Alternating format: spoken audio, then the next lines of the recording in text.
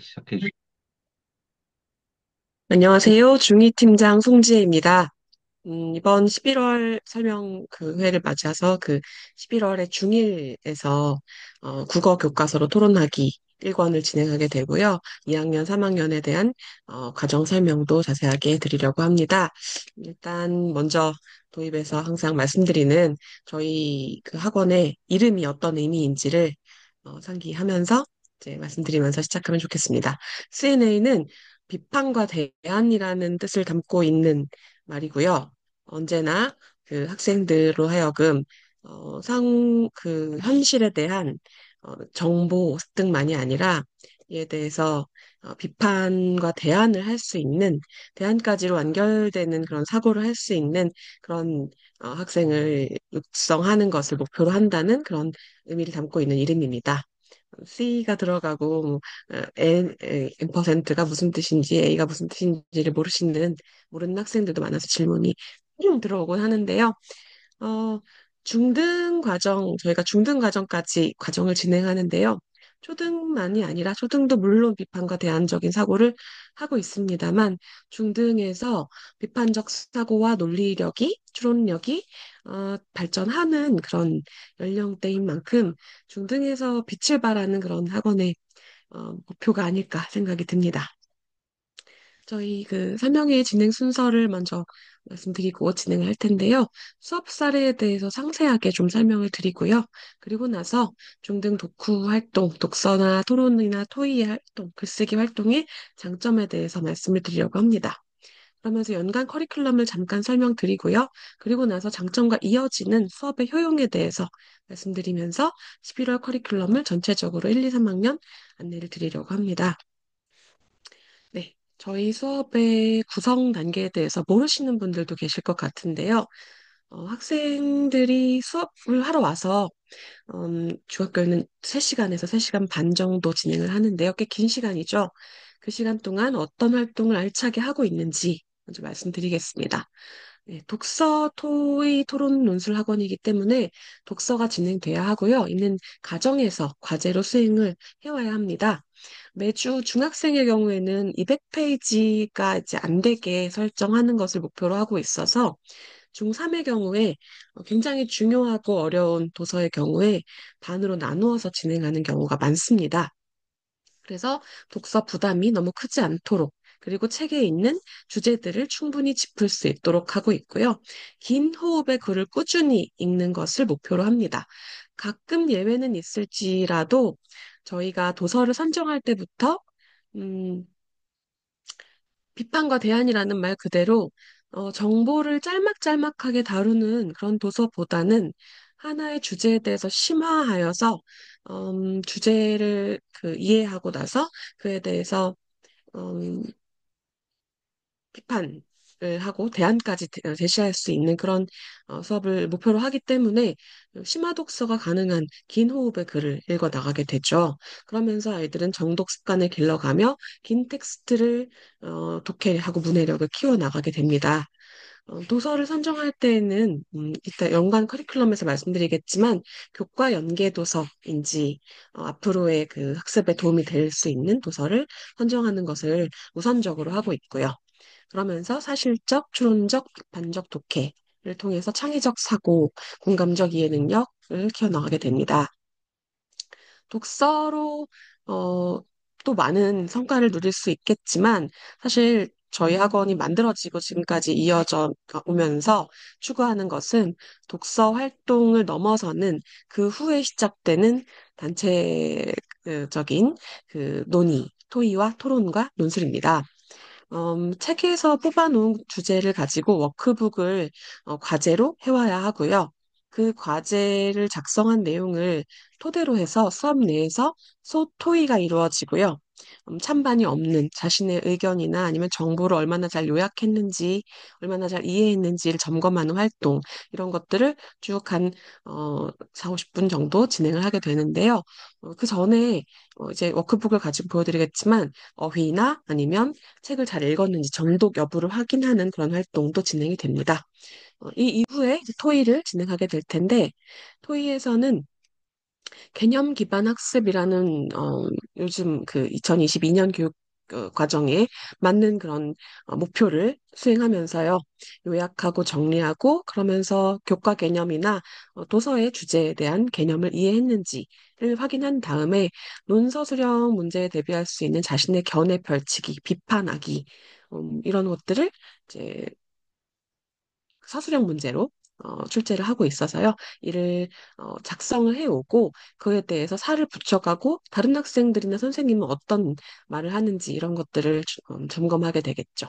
그러면서 일반화, 추상화 능력을 기르고 최신문에 나와 있는 그 선정도서 외의 자료들도 답을 작성할 수 있도록 제공을 하는데요. 이 자료를 어떻게 얼마나 활용해야 될지 이를 그대로 옮기지 않고 자기 말로 바꿔나가는 재구성 능력 이런 것들을 기르게 되겠죠. 그러면서 비판적 사고와 대안 제시 능력, 논리적 구술 능력, 그리고 남의 말을 듣는 능력, 자기의 이야기를 사실은 쇼츠 시대이기 때문에 30초 1분의 말하기를 들어왔고 하는 것에 대해서 아이들은 너무나 익숙합니다. 그런데 이것이 어떻게 보면 집단적인 독백처럼 이렇게 어, 진행이 되는 경우가 많은데요. 중학생들부터는 이제 내가 말한 것에 대해 상대방이 반응하고 그 반응에 대해 내가 다시 이해하고 경청한 다음 수용하고 혹은 일부 보완하고 하는 그런 과정을 거치면서 성인이 필요로 하는 그런 소통 능력도 기르게 됩니다. 하면서 토론 거치게 되고요. 그리고 나서 수업 시간 내에 그리고 독서 활동을 통해 얻은 정보와 자신의 견해를 쌓아놓은 그 바탕을 이제 글로 펼치게 됩니다. 수행평가 유형을 고려해서 다양한 유형의 글쓰기를 하고 있고요. 글쓰기 유형에 따라서 서본결이 있을 수도 있고 수필 방식으로 자유롭게 구성할 수도 있습니다. 이 많은 유형을 학교에서 수행평가로 실제로 출제하고 아이들이 수행을 해야 되기 때문에 그냥 자유로운 글쓰기를 하면서 너가 쓰는 글이 다 맞다. 이렇게 물론 그렇게 긍정하고 칭찬해 줄 수도 있겠지만 유형별 그 요구사항들이 있는 글쓰기 앞으로도 면접이나 논술에서의 유형별 규칙이 있는 글쓰기가 있기 때문에 이에 대비하는 훈련을 하게 됩니다. 음, 그러면서 시간 내에 글을 작성하는 훈련을 하고요. 그리고 특징적인 것은 저희 학원은 글쓰기를 하면서 즉각적인 피드백을 제공한다는 점인데요. 45분 정도의 글쓰기 더 길어질 수도 있고 좀 짧아질 수도 있지만요. 를 하면서 개인적인 편차가 있습니다. 이 편차를 고려해서 빨리 쓴 사람은 나와서 이제 같이 읽으면서 글의 구성과 띄어쓰기와 문장 표현력과 그리고 논거의 타당성, 충분성 이런 것들을 점검하면서 말로 그리고 메모로 첨삭을 진행하게 되는데요. 자신이 바로 쓴 글을 첨삭하기 때문에 일주일 뒤에 주거나 아니면 메모만 해서 읽어봐라 하는 것보다는 훨씬 더 자신의 글에 대한 또 즉각적인 피드백을 수용할 수 있는 그런 기회가 커집니다.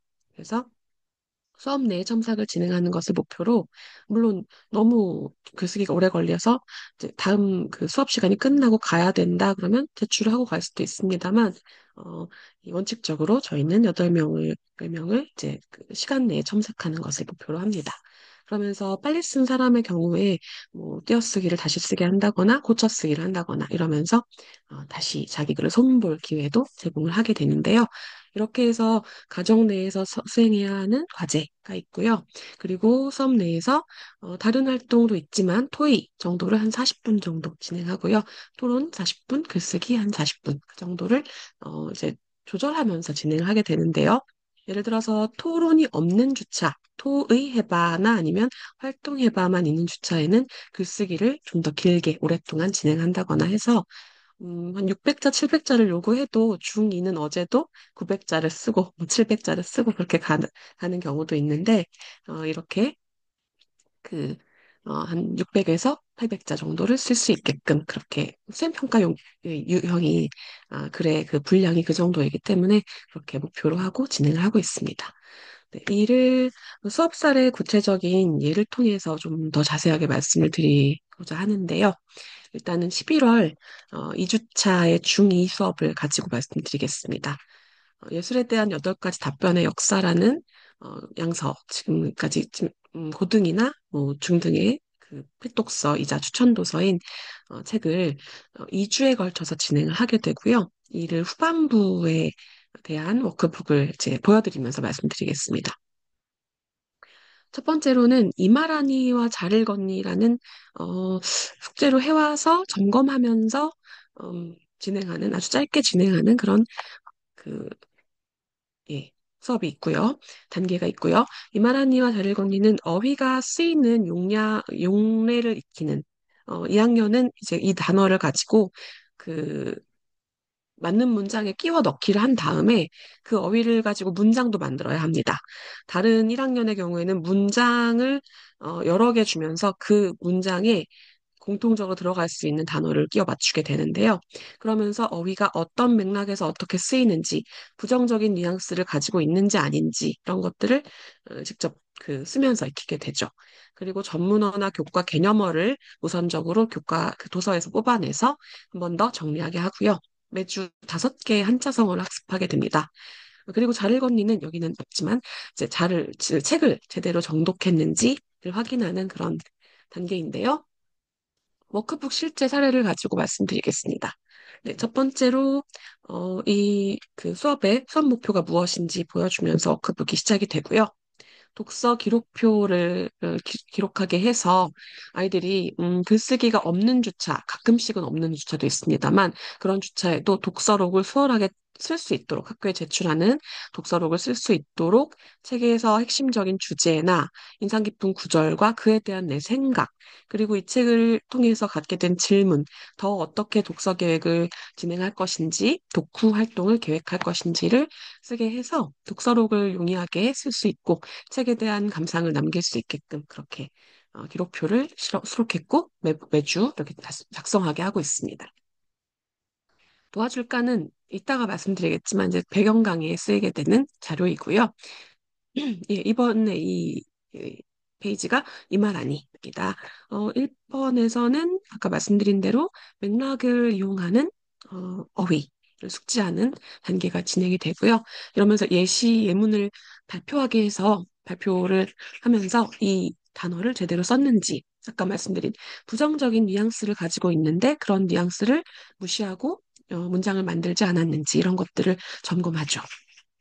그리고 3번에서 한자성어의 뜻을 찾아쓰게 해서 어, 수능이나 아니면 내신에서도 가끔씩은 선생님들께서 이제 한자성어를 이번에도 중등 그 양반전에서 한자성어를 프린트에 그냥 제공하고 나서 그냥 읽어봐라 그러고 나서 굉장히 중요한 어휘 문제로 출제를 했습니다.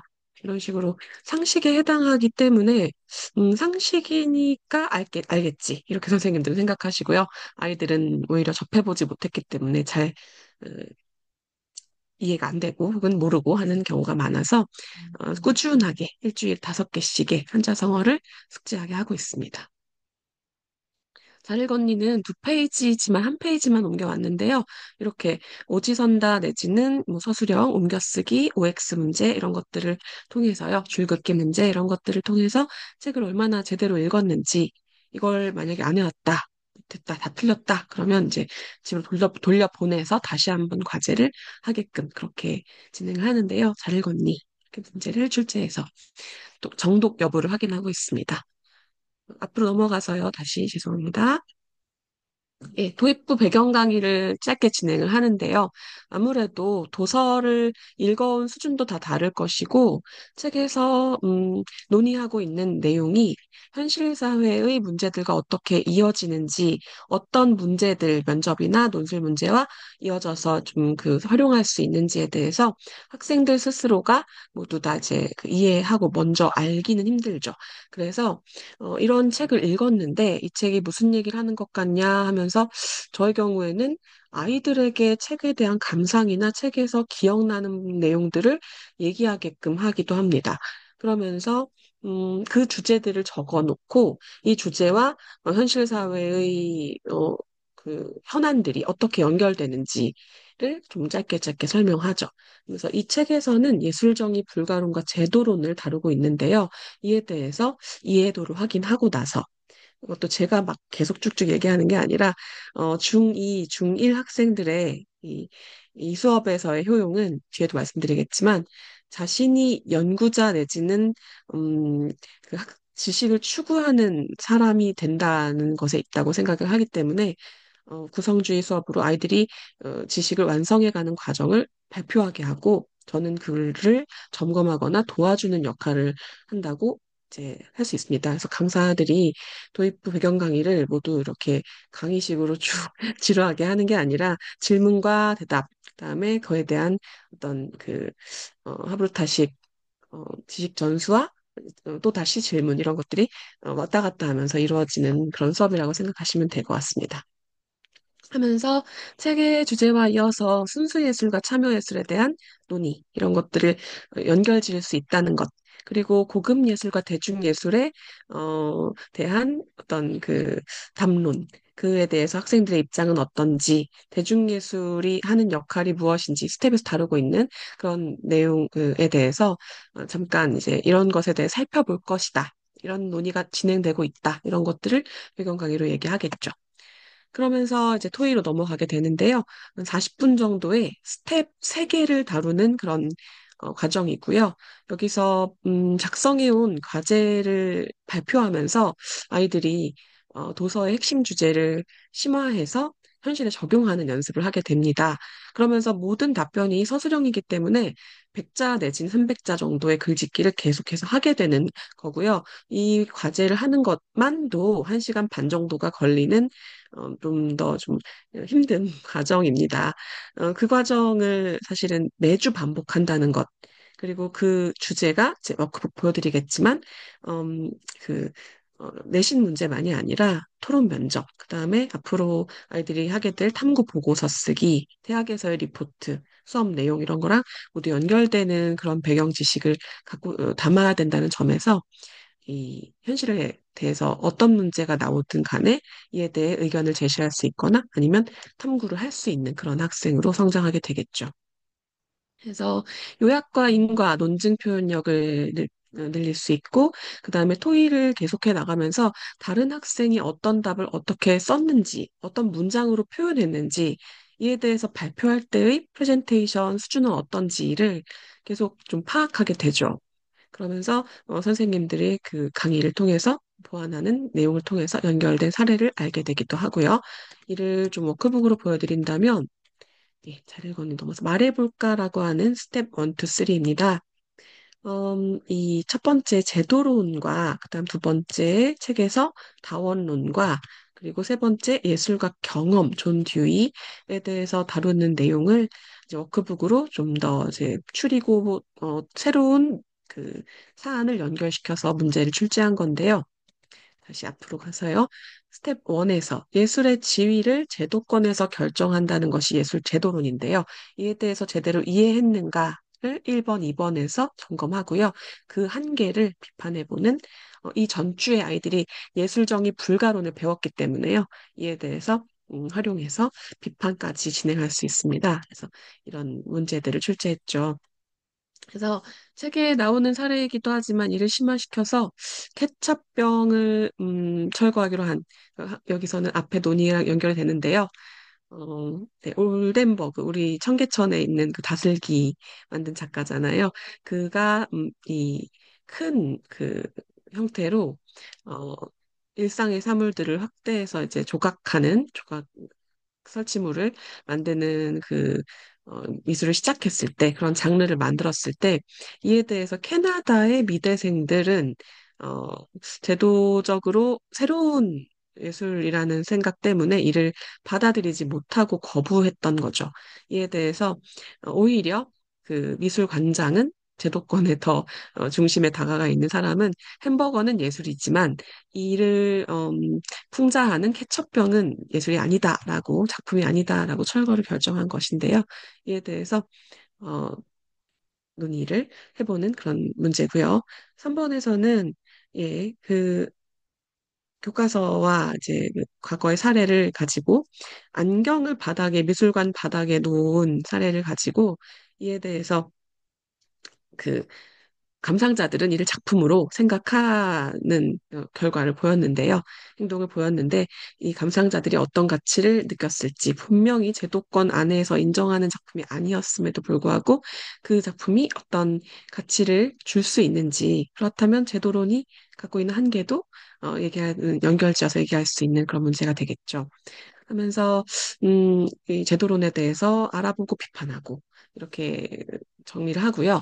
다원론, 예술 다원론에 대해서도 일본에서 다원론이 그 적용될 수 있는 사례를 얘기해 보고요. 콩쿠르에 대한 순위 매기기를 비판해 보고요. 그 다음에는 다원론의 한계라고도 할 수 있고 어떻게 보면 다원론이 인정될지라도 지켜야 할 어떻게 보면 선이 있다. 표현의 자유와 그리고 그 표현이 미치는 사회적 영향이 상충될 때 어떤 판단을 내려야 할지 정답은 없겠지만 논거를 들어서 자신의 생각을 펼쳐보는 그런 문제입니다. 이 두 개의 사례는 모두 선정도서에는 없지만 워크북을 어, 가지고 선정도서의 내용을 적용해 볼 수 있는 그런 문제로 현대 사회의 현안들을 문제로 만들었다고 할 수 있습니다. 세 번째는 예술과 경험에 대한 것인데요. 어떤 이론이라기보다는 예술은 실제 삶에 의미 있는 경험이어야 한다라는 주장이 현대사회에서 대중예술이나 아니면 예술을 직접 즐기는 사진 찍고 악기를 연주하는 행위에서 어떤 효용을 주고 있는지를 한번 의미를 정리해보자 하면서 예술이 비극적 사건에 대해서 추모와 애도의 역할을 할 수 있는 그 측면을 또 정리해보자 하면서 다양한 역할을 선정도서를 넘어서는 그 사례들을 통해서 어, 정리해보게 합니다. 그러면서 아이들이 직접 예술이 어떤 기능을 하고 있는지, 인생에서, 인간의 삶에서 어떤 의미를 주고 있는지를 정리하게 하죠. 네, 그 다음에는 앞으로 좀 넘어가서 다시 토론해봐. 네, 그 과정에 대해서 얘기를 드리려고 하는데요. 토론은 도서와 연관된 논제를 선정하죠. 스텝에서 다뤘던 주제일 수도 있습니다. 그러면서 목표로 하는 게 말싸움을 잘하는 이런 게 아니라요. 그 논제와 관련된 쟁점을 만들 수 있는가.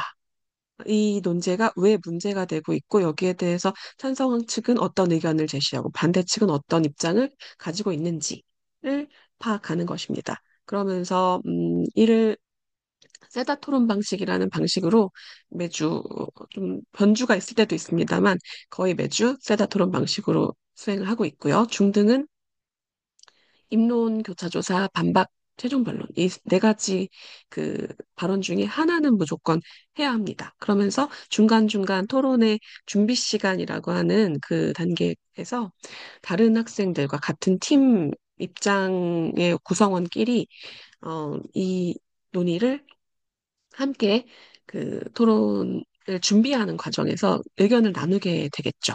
그러면서 각자의 역할도 수행하면서도 다른 사람과 소통하면서 빨리빨리 아이디어를 제공하거나 아니면 가지고 있는 그 문제점을 보완하거나 하면서 많은 정말 다양한 그 능력을 기를 수 있게 되는데요. 일단은 순발력을 발휘하면서 사고하는 그런 능력과요. 그리고 비판적 사고력. 그러면서 소통을 원활하게 할 수 있는 능력도 충분히 기르게 되고요. 그러면서 상대방의 말을 즉각적으로 듣고 이해하는 경청의 능력, 그리고 수용할지 비판할지를 결정하는 그런 판단력, 넓은 시야, 자신감 이런 것들을 갖게 되겠죠. 그래서 2분에서 3분 정도의 발언을 계속 진행해야 되기 때문에 보통 중등에서 프레젠테이션 수행평가를 볼 때의 시간이 2분입니다.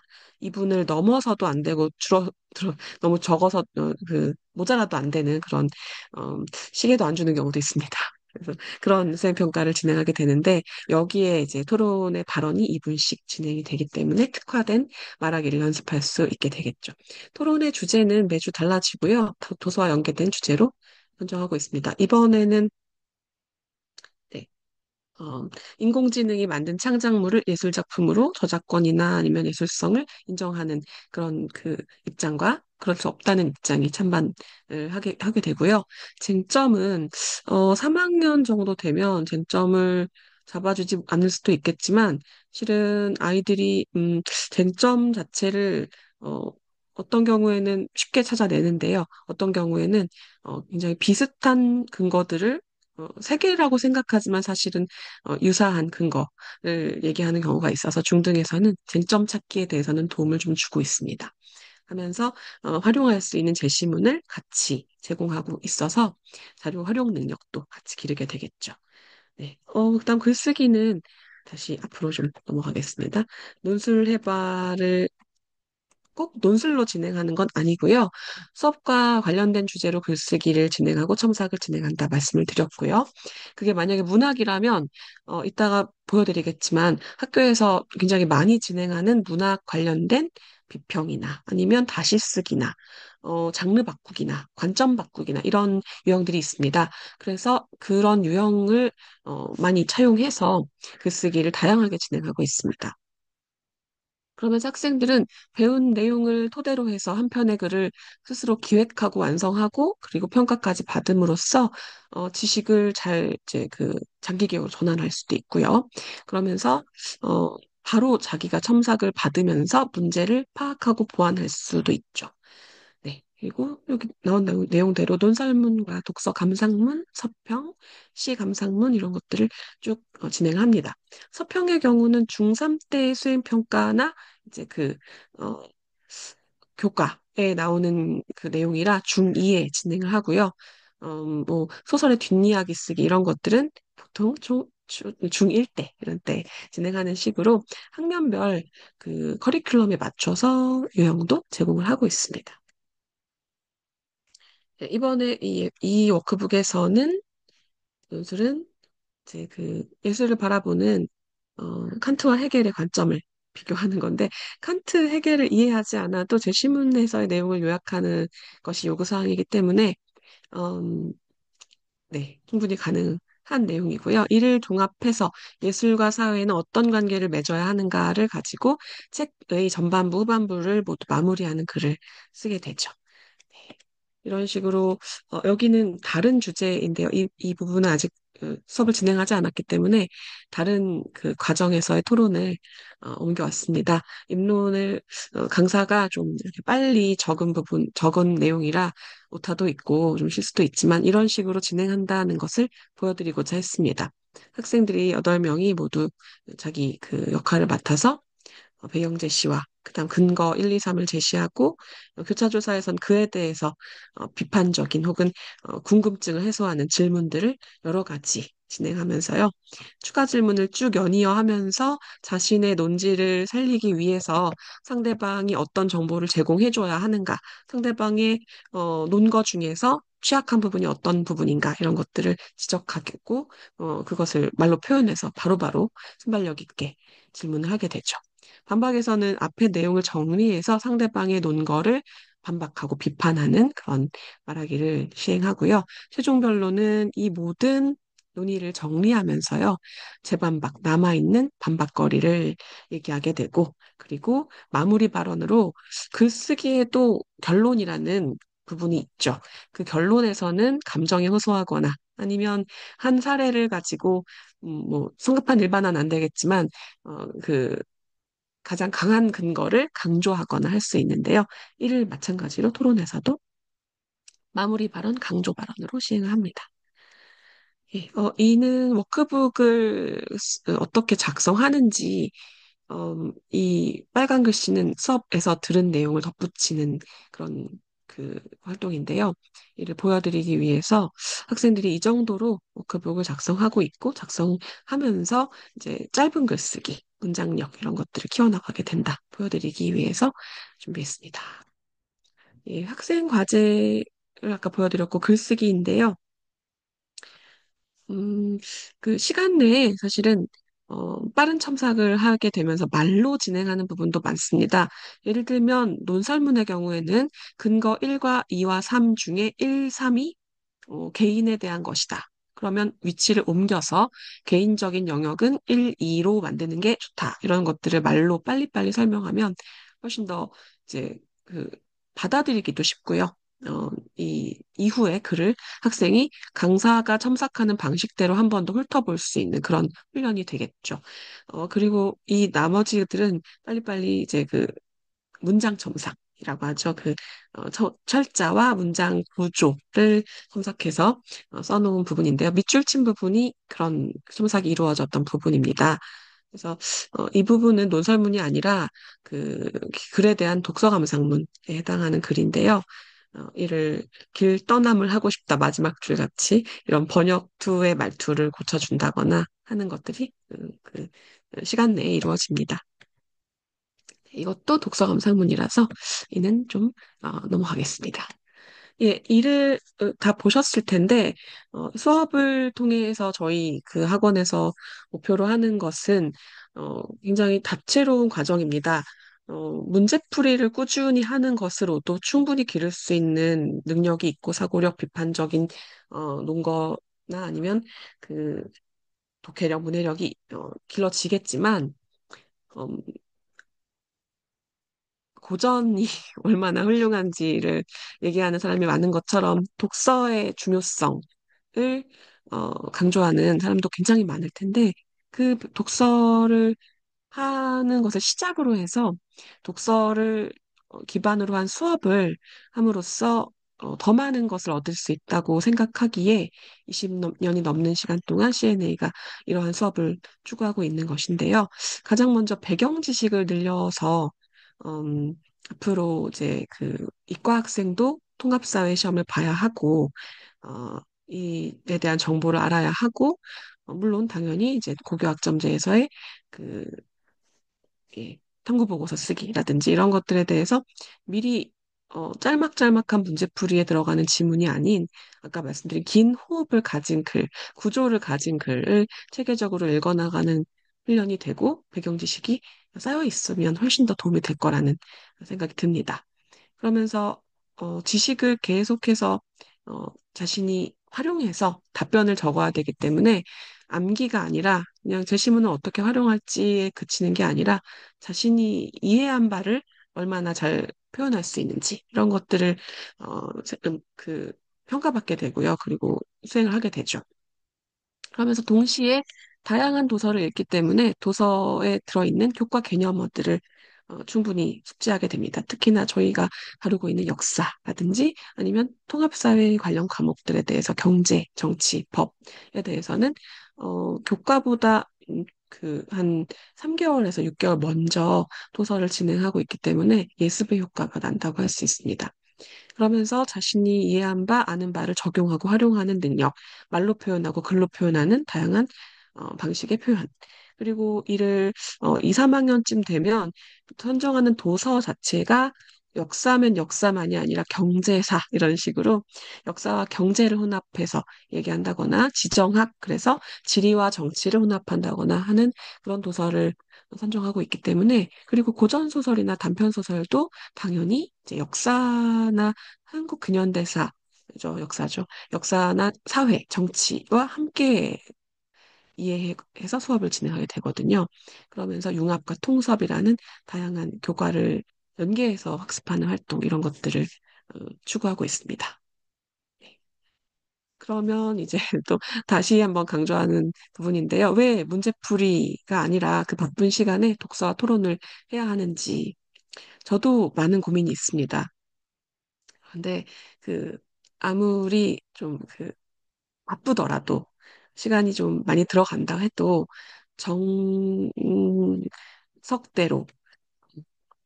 좋은 아이를 기르는 아이가 사실은 고등학교 때는 어쩔 수 없이 수능 공부를 해야 되고 수능을 보게 되고 하겠지만 그 수능을 중등에서 똑같은 문제를 풀게 하기는 어렵고 사실 효용이 별로 없습니다. 그렇다면 다른 방법으로 첫 번째는 난이도가 낮은 수능형 문제를 풀릴 수도 있죠. 저희도 하고 있습니다.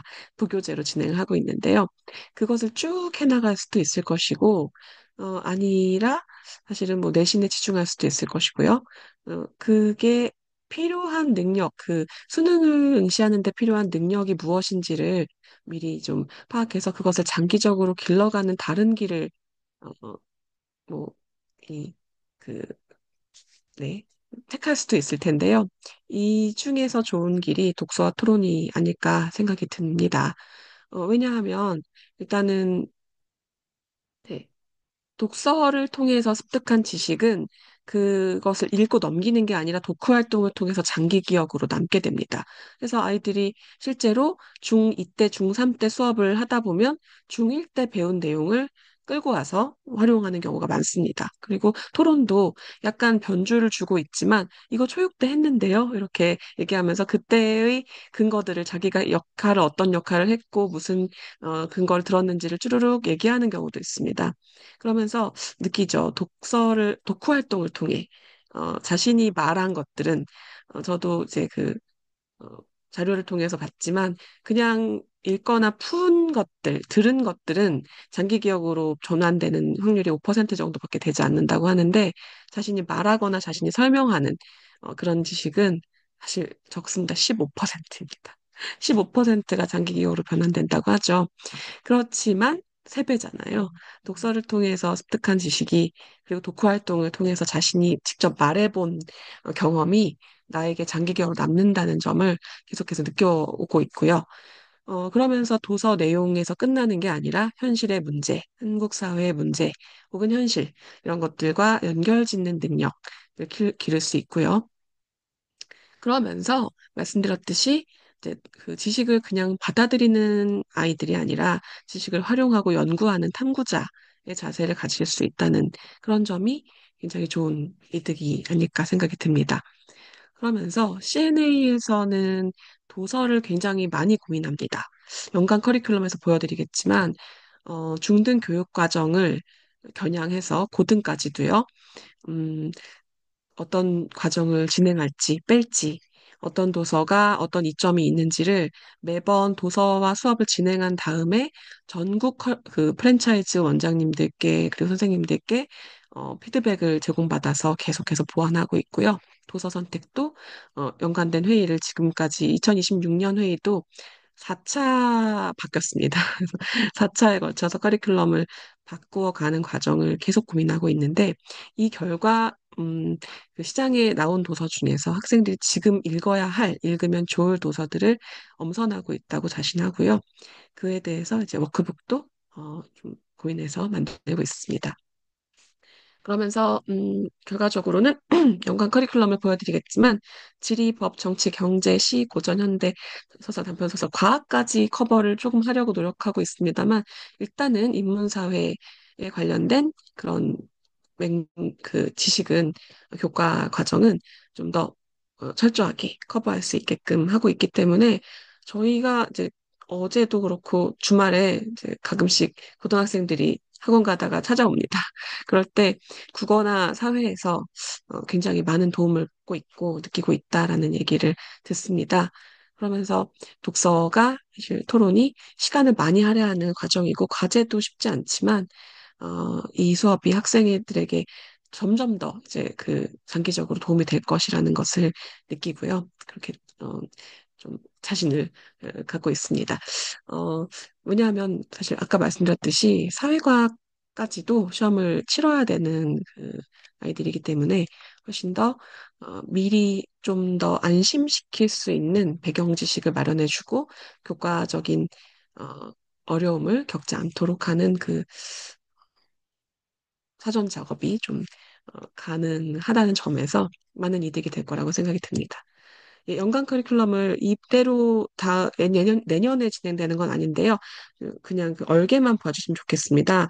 문학과 과학과 그다음에 고전 소설 그리고 현대 소설, 도덕이나 사회나 경제나 이런 것들을 쭉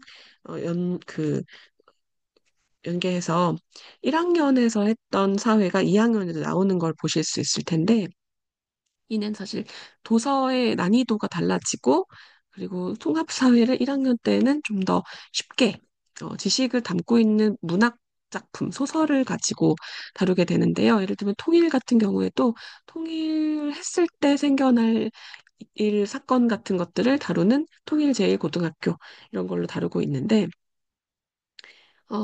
2학년은 사실 소설로 사회를 다루지 않고요. 좀더 비문학 도서, 독서의 영역에 해당하는 비문학 도서로 다루고 있으면서 점점 더 난이도도 올라가고 그 활용을 했을 때 지식 교과 연계에 훨씬 더 좀 도움이 되는 중3 때 이제 그 경제나 정치가 나오게 되는데요. 그 부분을 미리 좀 더 공부할 수 있는 책을 선정하고 있습니다. 그런 식으로 1, 2, 3학년에 보통 이제 그 비슷한 교과 과정이 설정된 게 아닌가 싶으시겠지만 난이도 자체와 그다음에 수업을 하는 내용이 다릅니다. 중3의 경우에는 워크북 자체도 조금 더 그 학력 평가나 수능 이런 것들을 맛보기로 풀 수 있게끔 하고 있고요. 저희가 중등에서 전혀 문제를 풀지 말아야 된다는 입장이 전혀 아니고 단계가 있다는 생각을 가지고 수업을 구성하고 있기 때문에 중1, 2에서는 부교재로 문제풀이를 하고 수업에서는 충분한 말하기와 토론, 논술 이런 것들이 진행이 되고요. 중3 때에는 토론 논술도 있지만 이제 자를 걷니를 가지고 정독을 확인하는 문제를 조금 줄이면서 훨씬 더 이제 중3이나 고1 때 필요한 학력평가 문제를 접해본다거나 주제에 대해서 어떤 그 문제가 출제되는지를 미리 알아본다거나 하는 그런 활동을 진행하죠. 예, 이러한 수업이 어떤 효용을 갖는지에 대해서 말씀드리기 전에요. 죄송합니다. 네. 그 중등 수행 평가와 고등 수행 평가가 어떤 식으로 출제되는지를 쭉 좀 보시면 좋겠습니다. 이게 한 학기의 학교 계획서고요. 한 학년이 한 학기에 치르게 될 수행 평가입니다. 모든 그 교과에서 한 학기에 세 가지 정도의 체육은 더 많은데요. 세 가지 정도의 수행 평가를 진행하고요. 지필 평가는 중등은 적죠. 학교마다 좀 다릅니다만 일단은 국영수가사 중심 과목들은 지필평가를 보지만 다른 과목들은 보지 않습니다. 그래서 이 내용들을 보시면 특히나 학교마다 굉장히 다릅니다만 글을 작성해야 하는 시간 내에 선생님이 주는 조건에 맞게 루브릭에 맞게끔 그 요구사항을 충족하는 글쓰기를 하는 그런 수행평가가 굉장히 많다는 걸 느끼실 텐데요. 광고 비평문 작성하기, 국어는 당연히 모두가 글쓰기 작성하기입니다. 작품 재구성하기, 독서일지 작성하기. 역사도 마찬가지로 글쓰기가 많죠. 그러면서 도덕도 평화통일 수업 설계하기, 과학윤리 비평문 쓰기에서 글쓰기가 필요할 것 같죠. 그러면서 다음에도 기술인데요. 미래 제조기술 글쓰기. 오른쪽 페이지에 나와 있습니다. 글쓰기가 있고요. 그러면서 어, 네. 뭐, 다른 거는 영어에 해당하지만 말하기 글쓰기가 또 있네요. 다른 과목에도 영향을 미치는 특히나 사회나 도덕이나 기술 같은 경우, 다른 학교에서는 사실 체육이나 음악도 글쓰기 말하기를 수행평가로 포함시키는 경우가 있습니다. 그래서 이 경우에 1시간 내에, 45분 내에 어, 준비해온 자료를 보지 않고 준비는 할 수 있는데요. 보지 않고 글을 시간 내에 써야 합니다. 그런 식으로 구조를 만들고 그다음 문장을 시간 내에 작성하는 그런 훈련이 계속적으로 필요하다고 할 수 있죠. 그러면서 글쓰기만으로 끝나는 게 아니라 중, 고등의 모든 수행평가에 필요한 배경 지식, 그 지식을 활용할 수 있다는 자신감 이런 것들이 총체적으로 중등, 고등에 굉장히 큰 중요성을 갖는다는 걸 아실 수 있습니다. 고등학생도 마찬가지인데요. 좀 글씨가 작습니다. 예, 국어 글쓰기가 많고요. 그리고 네, 공통 영어도 영어는 영어로 쓰겠지만 에세이 쓰기가 많죠. 그러면서 한국사도 탐구 되어 있는데 모두 다 작성을 해야 되는 내용들이고요. 통합사회 마찬가지죠. 과학은 실험도 있습니다만 예, 통합사회가 굉장히 과목이 많기 때문에 글쓰기나 아니면 표현력이 굉장히 필요하다는 걸 알 수 있는데요. 이에 대해서 그냥 시간 내에 글을 작성하는지가 문제가 아니라 실은 그에 대한 질, 어, 얼마나 그 심화된 정보를 활용할 수 있고 어떻게 글의 구조를 그리고 또 보고서의 그 목표를 잘 달성하는 글을 쓸 수 있는가에서는 배경 지식도 큰 몫을 한다고 생각이 듭니다. 예. 그다음에 서논술형 평가에 대비한다라고 말씀드렸는데요. 저희가 2025년 학기 초에 고등학교의 서논술형 평가 도구를 교육청에서 발표했을 때 강사 한 명당 한 권씩 어, 벽돌책을 이렇게 사회와 국어 과목과 모든 과목에 대한 서논수령 평가 도구를 어, 그 고등학교에서 어떻게 출제하는지를 이제 안내 자료집을 어, 받았고요. 이걸 가지고 스터디를 진행했는데 어, 결론적으로는 이 내용이 그러니까 서논수령을 출제하는 방식이 어, 저희 CNA의 워크북의 방식과 유사합니다. 이 방식은 또 어, 지금의 대학 입학 면접 문제의 유형과 유사합니다. 그래서 그 유형이 계속해서 반복되면서 이 서논수령을 수행하는 데 도움이 되는 방식으로 기능하고 있겠구나라는 결론을 내렸죠. 그래서 좀 비교하면서 보여드리기 위해서 좀 짧게 작지만 담아왔는데요. 예, 고등학교 사회는 일단은 사회교과에서의 서논수령 문제입니다. 그 자료를 주고요. 짧은 자료를 주면서 수업 시간에 배웠던 내용도 활용할 수 있겠지만 자료 내에서 1번에서는 각각의 그 개념을 어, 파악해서요. 가나가 어떤 관점에 해당하는지를 조건에 맞게 서술해야 되죠.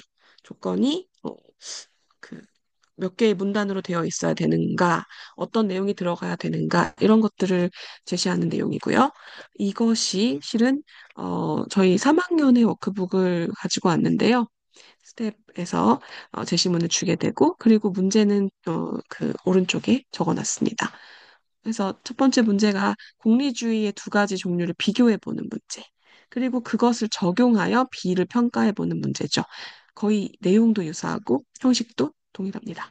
그래서 그런 식으로 선원 수령을 계속 물론 이 앞에 있는 다른 중학교 1학년이나 2학년은 요약하고 정리하는 문제도 있습니다만 적어도 그 서술형, 논술형도 요약 비교가 출제가 된다는 점에서 유형이 굉장히 유사하다는 점을 확인하실 수 있죠. 이걸 52주 동안 물론 쉬는 주도 있겠지만 계속해서 반복하는 거죠. 네, 그러면서 수행평가도 연달아 말씀드리려고 하는데 수행평가도 실은 서논술형으로 출제되는 경우 아까의 서술형 문제 유형과 유사합니다. 훨씬 더 조건이 많다는 점을 그, 어, 그, 좀 강조하고 싶은데요.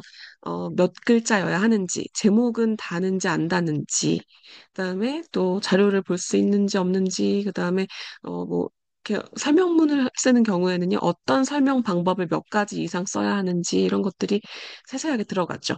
하지만 그 역시도 워크북의 내용 출제되는 문제 유형과 비슷하기 때문에 52주 동안 수행평가를 계속해서 반복적으로 치르는 셈이고요. 아까 이제 워크북을 보여드렸습니다만 학생들이 스텝을 펼쳐서 그냥 답을 써온 걸 읽는 게 아니고요. 먼저 다시 한번 문제를 읽어보도록 시키죠. 그러면 문제가 요구사항을 담고 있을 텐데 그 요구사항이 한 가지인지 두 가지인지 그리고 자기가 써온 답이 그 요구사항에 맞았는지 틀렸는지를 와서 자연스럽게 점검하게 됩니다. 그러면서 가장 중요한 활동 중에 수행평가를 그냥 해본다가 아니라 루브릭의 요건에 맞는 글을 썼는지를 학생들이 스스로 자기 점검을 하게 되죠. 그러면 이걸 반복적으로 하게 되면 수행평가를 치르면서도 감을 못 잡고 내가 쓰는 게 맞는 건가, 이 요구사항에 충족이 된 건가, 안 된 건가를 의아해하거나 좀 자신감 없이 좀 혼란스러운 상태에서 글을 쓰게 되지 않을 수 있다는 거죠. 그러면 수행평가를 치르는 동안에 이런 조건이 있었어. 이게 이 글에 여기에 있어라는 확신을 가지고 자신감을 가지고 좀 그 시간을 잘 활용할 수 있는 그런 이점이 있습니다. 그래서 글의 요구 조건을 파악하고 문제가 무슨 어떤 것을 요구하는지 의도를 파악하고 그리고 나서 그를 충족하는 글의 구조를 잡고 시간에 작성하고 이를 평가하는 그런 연계적인 단계를 학생 스스로가 평가를 하게 되고요. 이를 글쓰기의 경우에는 이제 첨삭 평가 조언을 또 받기 때문에 자기 점검을 한 번 더 확장해서 남의 점검까지 받게 되는 거죠. 이것이 수행 평가에 대응할 수 있는 조건을 갖춘 글쓰기를 체계적으로 할 수 있는 그런 요건이라고 생각합니다. 조건을 가진 글쓰기를 한다는 게 글이 획일화되는 게 아니고요. 오히려 글은 소통이잖아요. 출제자가 원하는 것을 내가 달성했는지, 이것을 자유롭게 대화하는 건 사실 어디서나 가능하고요. 일기 쓰면 되고 수필 쓰면 됩니다. 그런데 이제 획일적인 글이 아니라 체계적인 글을 쓴다는 것을 좀 강조하고 드리고 싶습니다. 네, 그러면서 이 모든 도서를 읽으면서 고등학교의 창체활동, 탐구보고서 쓰기에 도움이 될 수 있다는 점. 여기서는 지금 너무 작아서 안 보이시겠지만 오른쪽에 그 그림은요. 이 그 세종교육청에서 제시한 금융이랑 경제 경영 분야에서의 생기부 활동을 모아놓은 자료집인데요. 그 세 가지 분야에 해당하는 활동 중에서 노란색 줄을 친 게 저희 학원에서 다루었던 도서와 연관되는 그런 내용이었습니다. 그래서 많은 부분을 커버하고 있다는 거 보실 수 있고요. 네. 다음에는, 네, 똑같습니다. 면접과 논술 문제 역시 논서술형 유형으로 출제가 되고요. 그러면서, 어, 저희는 이 과제를 해와서 답을 쓰는 걸로 마무리가 아니라 오히려 거기서 수업이 시작되는 수업을 하고 있거든요. 그래서, 아까 말씀드린 대로 문제의 요구사항에 내가 답을 제대로 써왔는지, 그러면서 거기 덧붙일 내용은 없는지, 이것을 선생님이 발표해라 했을 때 발표하면서도 그 자신 있게 발표할 수 있는지 이런 것들을 계속 점검하게 되잖아요. 그러면서 1, 2분 내에 토론, 이런 발언 시간을 채우는 말하기를 하게 되기 때문에 면접 준비를 또 비슷하게 하고 있는 셈이죠. 그러면서 오른쪽에 문제를 보셔도 알 수 있을 텐데요. 이게 이제 네, 고대 문제인지 연대 문제인지 헷갈리는데, 네, 면접 문제입니다. 가와 낮의 시문을 주면서, 이 태형과 매품을 비교하라. 그러면서 달을 바탕으로 달은 빠져 있습니다만 홍보의 매품 발휘 행위에 대해서 평가하라. 이것이 사회적 정의를 훼손시키지 않을 것인가. 그냥 개인의 자유주의적인 어, 서비스를 팔고 돈을 받는다라는 그런 행위로 용납 가능한 것인가를 평가하겠죠. 그러면서 가나다를 참조하여 인간 존엄성 실현을 통해 위에 어떤 노력이 필요한지를 말해봐라라는 질문인데요. 이런 주제를 또 다루고 이런 형식을 또 다루면서 면접에 논술에 어, 두려움 없는 그 수행을 할 수 있는 학생으로 자라나게 됩니다. 예, 이제 그 전체적으로 수업의 효용에 대해서 말씀드렸으니까요. 중1, 중2, 중3의 11월 프로그램에 대해서 안내하고요. 11월에 이제 만약에 등록을 하신다면 아이들이 어떤 수업을 하게 될지 말씀드리겠습니다. 좀 먼저 말씀드릴 점이 있는데, 분원마다 그 많은 시험 기간이 있고요. 이런 변수가 있기 때문에 어떤 프로그램을 진행하는지는 살짝 변동이 있습니다. 11월 프로그램이 아니라 10월 프로그램을 진행하고 있을 수도 있습니다. 예를 들어서 뭐 내신을 네 번이 아니라 두 번만 진행했다거나 두 번이 아니라 뭐 세 번 진행했다거나 이런 특강 기간이 있었다거나 하면 변화가 있을 수 있습니다. 그래서 그거는 이제 근처의 분원에 한 번 더 확인을 하셔야 되는 부분이고요. 하지만 일단은 11월 프로그램으로 그 대치 기준으로 말씀을 드리겠습니다. 어, 네. 11월의 중등 1은요, 사실은 아까 말씀드린 워크북의 형식이 아니라 조금 더 특별한 프로그램을 진행하게 됩니다. 중1 국어 교과서로 토론하기라는 책을 진행하게 될 텐데, 이거는 사실 중1이 지금 국어 과목에 들어가는, 교과서에 들어가는 비문학 제시문들을 모두 모아서 만든 책입니다. 편집해서 만든 책입니다. 수업의 목표는 실은 워크북을 좀 보여드리면서 말씀드려야 될 것 같은데요. 죄송합니다. 아이고. 네. 수업의 목표는요, 여러 가지가 있습니다만, 일단은 제대로 문장을 읽고 글을 읽는 능력을 만드는 것입니다. 그래서 4주로 구성된 도서고요. 이 도서 자체가 워크북이기도 합니다. 그래서 일체형으로 도서를 다시 읽을 필요 없이 책에 있는 내용을 읽고 책에 있는 문제를 풀면 되는 그런 수업이고요. 일단은 첫 번째부터 독해 연습하기라고 해서 의미 단위로 문장을 끊어 읽는 연습 이렇게 하게 되고요. 그러면서 문장을 이어진 문장, 아는 문장 같은 문법적인 개념을 다루게 되죠. 그리고 나서는 굉장히 그 독해 연습에 좋은 어, 이 활동을 모아 놓았는데요. 교과서에 있는 글은 가장 정돈되고 가장 해당 주제를 잘 다루고 있는 글이잖아요. 이 글을 문단 단위로, 물론 문단을 두 개씩 한 경우도 있지만, 문단 단위로 번호를 매겨서 처음, 중간, 끝의 구조를 익히게 하고요. 그러면서 문단 단위로 중심 문장을 찾아가면서 글을 요약하거나 독해하는 그런 훈련을 하게 됩니다. 그래서 그 훈련이 이루어지고 나면 줄치면서요. 이 책이 이제 교과서도 아니니까 뭐 중심 문장의 줄을 쭉쭉 칠 수 있는데요. 초등학교 때 줄을 쳐오는 걸 칭찬하면 어떤 아이들이 어떻게 하냐면 모든 문장에 줄을 칩니다. 제가 읽을 때 좀 어려운 그 단어가 있다거나 굉장히 좋은 문장인 것 같으면 줄을 치는데요. 그런 네, 부분을 좀 네, 막기 위해서 중심 문장 하나씩을 찾게 하는 거죠. 그러면서 그걸 정리해서 단어나 문장으로 쓰게 하고 있죠. 그런 다음에는 그, 그래서 다루고 있는 개념에 대해서 비교하거나 대조하거나 하는 문제를 풀게 하거나 또 이번에서는 비판을 하게 하거나 사고를 발휘해서 비판하게 하거나 하는 문제를 쭉 이어나가는데요. 워크북에 책을 가지고 하는 문제들이 비슷하게 출제가 되고 있다는 걸 확인하실 수 있을 거예요. 자기 견해를 말하는 문제도 있고요. 그런데 그 텍스트가 교과서가 되는 거고요. 그 이유는 교과서의 개념을 미리 접할 수 있다는 이점도 있지만, 가장 짧고도 정리된 글, 가장 중요한 텍스트를 읽으면서 중심 내용을 독해하는 독해력, 문해력을 기르는 훈련을 하기에 적합한 텍스트이기 때문입니다. 그러면서 스텝에서 교과서 지문들을 가지고 어, 저희 원래 워크북의 스텝을 진행한 다음에는 비슷한 구성입니다. 토론과 글쓰기를 진행을 하게 되죠. 네. 대신에 텍스트가 좀 짧기 때문에 스텝이 좀 많아지는 그런 특성이 있고요. 그리고는 교과서의 본문을 읽으면서 독해력을 쭉 본 다음에는 여기서는 네, 3번에서 그 보듯이 토의 토론 이런 것들이 진행이 되고요.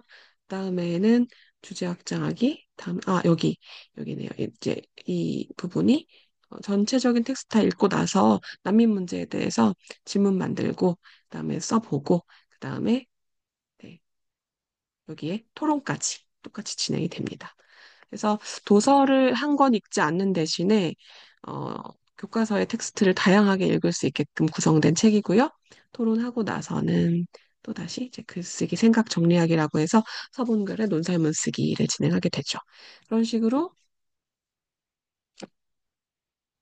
네, 조금 더, 유형은 다르지만, 분명한 목표를 가지고 있는 텍스트의 중심 내용을 파악하는 문해력 기르기, 그러면서 교과에 다루고 있는 그 내용들을 먼저 숙지하기, 이런 것들을 할 수 있는 프로그램입니다.